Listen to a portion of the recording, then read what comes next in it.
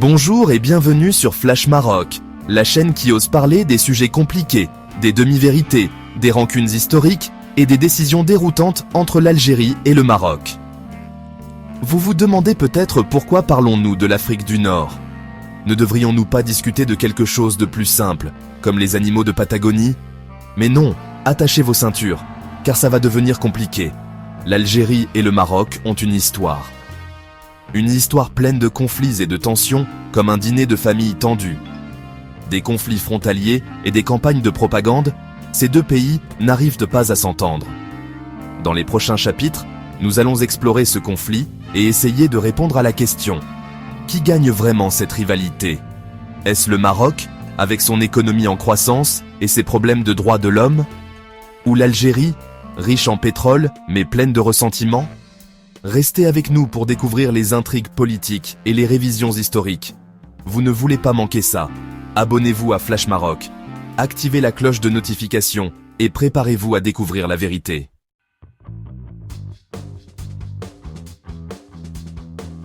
Pour comprendre cette rivalité, il faut remonter loin dans le temps. Encore plus loin que cette fois où vous avez essayé de porter un fedora à la fac. Des siècles de frontières mouvantes, d'ingérence coloniale et de bagages historiques. L'Algérie et le Maroc ont des lignées anciennes, avec des dynasties qui montent et descendent. Les choses ont vraiment commencé avec l'arrivée des Français, qui ont tracé des lignes arbitraires sur une carte. Cela n'a pas été bien accueilli. C'est comme donner une seule brique de jus à deux enfants et leur dire de partager.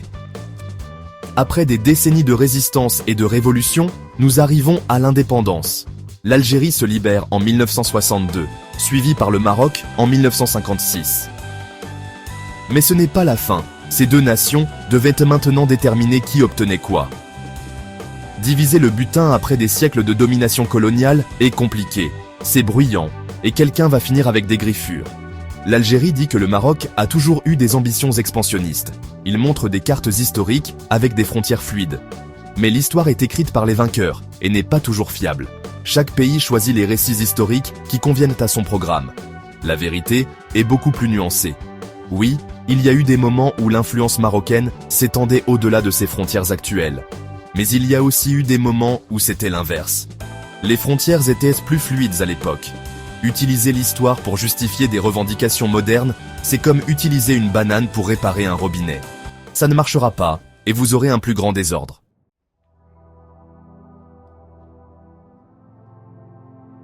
Imaginez, nous sommes en 1975. Vous vivez en Algérie, vaquant à vos occupations quotidiennes. Peut-être que vous buvez un thé à la menthe, profitant du soleil. La vie n'est pas parfaite, mais elle est paisible. Et puis, tout change soudainement. Le gouvernement algérien décide d'expulser des milliers de Marocains. Ce ne sont pas des soldats ou des dissidents politiques. Ce sont des familles, des commerçants, des gens qui vivent en Algérie depuis des générations. Imaginez la peur et la confusion d'apprendre que vous devez partir en quelques heures, ou même en quelques minutes, avec seulement une valise. C'est une situation qui ferait pleurer même les plus durs, ou au moins dire « c'est vraiment dur ». Ce n'était pas seulement une décision politique, c'était une crise humanitaire. Des familles ont été déchirées, des vies détruites, et un ressentiment profond a été semé qui continue d'empoisonner les relations entre les deux pays. C'est comme essayer d'éteindre un feu avec de l'essence. L'Algérie pourrait dire que c'était une réponse nécessaire à l'agression marocaine lors de la marche verte au Sahara occidental. Mais expulser des innocents n'est jamais la solution. C'est comme essayer de résoudre le changement climatique en interdisant les croissants. Cela ne résout pas le problème et rend tout le monde malheureux. Les cicatrices de cette expulsion sont profondes. Pour de nombreux Marocains, c'est un rappel douloureux de la fragilité de la paix. C'est une histoire transmise de génération en génération, un avertissement sur les dangers des préjugés et des injustices historiques. Cet événement montre la méfiance et l'animosité entre l'Algérie et le Maroc. C'est une plaie ouverte, irritée par les politiques et le révisionnisme historique.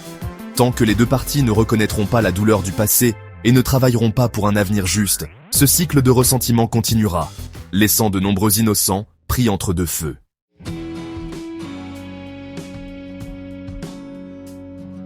Parlons un peu de la région du Sahara. Le gouvernement algérien dépense des milliards de dollars comme si c'était leur tirelire personnel. Malgré leurs propres problèmes économiques, ils financent le Front Polisario. Ils soutiennent un groupe séparatiste dans un conflit sans fin. C'est comme financer un pigeon pour combattre un faucon. Les ressources de l'Algérie s'épuisent. Que pense le citoyen algérien de tout cela? Alors qu'ils luttent contre la hausse des prix et le chômage, leur gouvernement finance un groupe non reconnu. On dirait que les conseillers économiques de l'Algérie sont remplacés par des mouettes criant « à moi ». Jeter de l'argent sur un problème ne le résout pas. C'est comme essayer d'éteindre un incendie avec de l'essence, ça complique tout. Le peuple algérien mérite mieux que de voir son avenir partir en fumée. Ce n'est pas seulement une question d'argent, mais d'idéologie. Le gouvernement algérien s'accroche à un sentiment anti-marocain dépassé, au détriment de son peuple. Ils agissent comme si la guerre froide n'était jamais terminée. Les habitants du Sahara sont pris au piège dans ce conflit.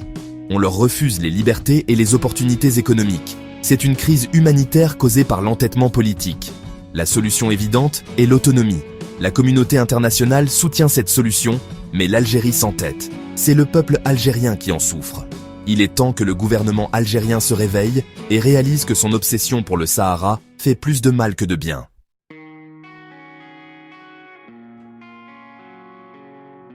Parlons des frontières fermées.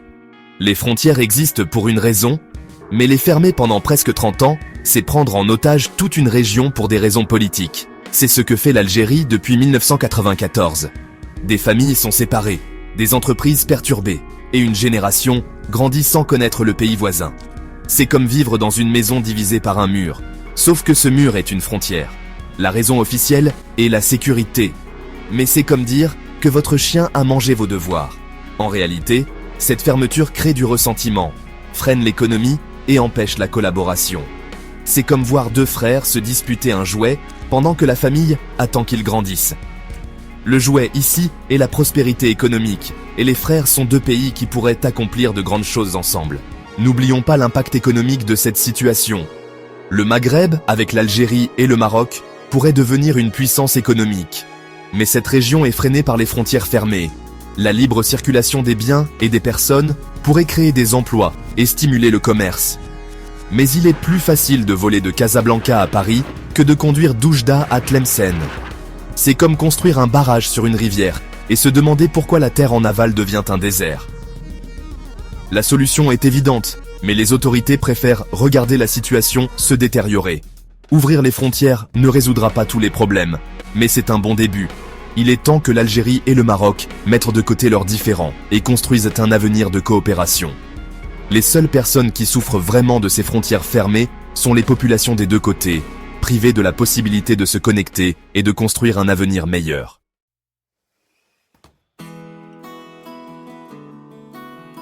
Parlons de la manipulation médiatique. J'aime dénoncer la propagande et la désinformation.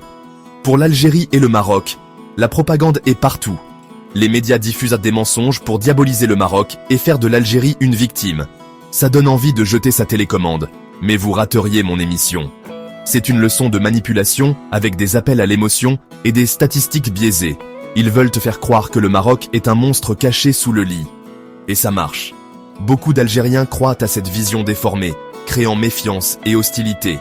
Ils sont comme pris en otage dans une chambre d'écho où la pensée critique est absente.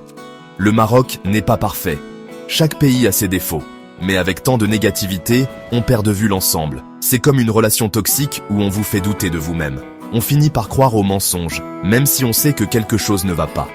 Que faire contre cette manipulation? Soyez critique vis-à-vis de ce que vous lisez et entendez. Ne croyez pas tout ce qu'on vous dit. Faites vos propres recherches et cherchez des points de vue différents. Ceux qui profitent de cette propagande sont ceux au pouvoir. Les vrais perdants sont les peuples d'Algérie et du Maroc qui ne peuvent pas se connecter et construire ensemble. La prochaine fois que vous voyez un titre sensationnaliste, prenez du recul et utilisez votre pensée critique. La vérité est ailleurs, mais c'est à nous de la trouver.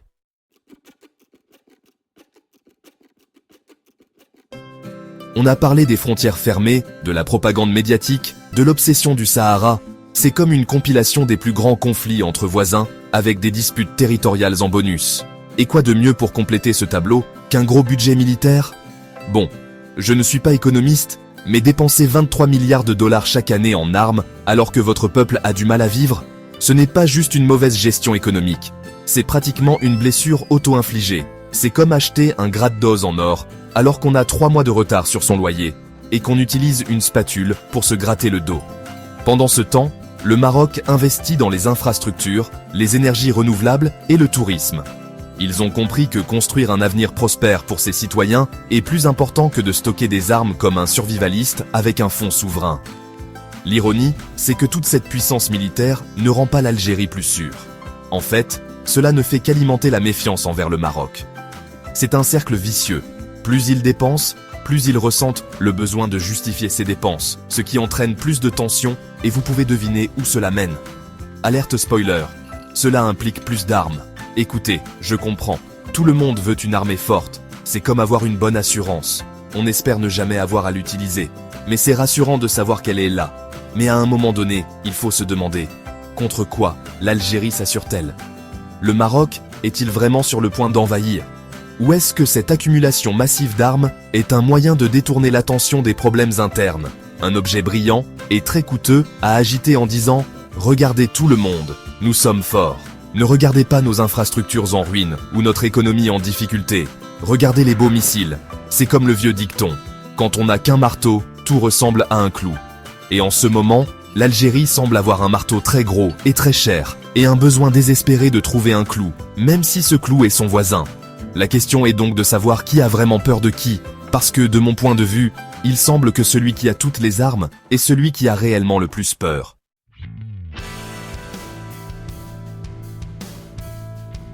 Pendant que l'Algérie se concentre sur des conflits, le Maroc, lui, avance dans un autre domaine. Ils investissent dans leur population, leur économie et leur avenir. Ils ont des trains rapides, des centrales solaires et un secteur technologique en croissance. Ils embrassent le progrès et la prospérité. Et comment réagit l'Algérie à ce succès? Comme un ami jaloux qui ne supporte pas votre réussite. Ils minimisent vos succès et font des remarques sarcastiques. Ils ne peuvent pas accepter que le Maroc prospère pendant qu'il stagne. C'est comme essayer d'envoyer un fax alors que vous êtes en appel vidéo. Imaginez que vous êtes l'Algérie. Vous êtes entouré de défis, internes et externes. Vous pourriez choisir de réformer et de moderniser. Ou, vous pourriez ignorer les problèmes. Vous pourriez investir dans la propagande et les dépenses militaires. Vous pourriez accuser les autres de vos problèmes. C'est ce que fait l'Algérie. Ils ignorent la réalité et espèrent qu'elle disparaîtra. Mais la réalité finit toujours par rattraper. Et quand elle le fait, ce n'est jamais joli à voir.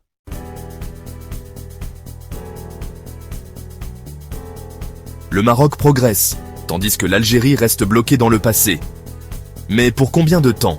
Combien de temps l'Algérie peut-elle maintenir cette illusion avant que la réalité ne la rattrape? Que faudra-t-il pour que l'Algérie change?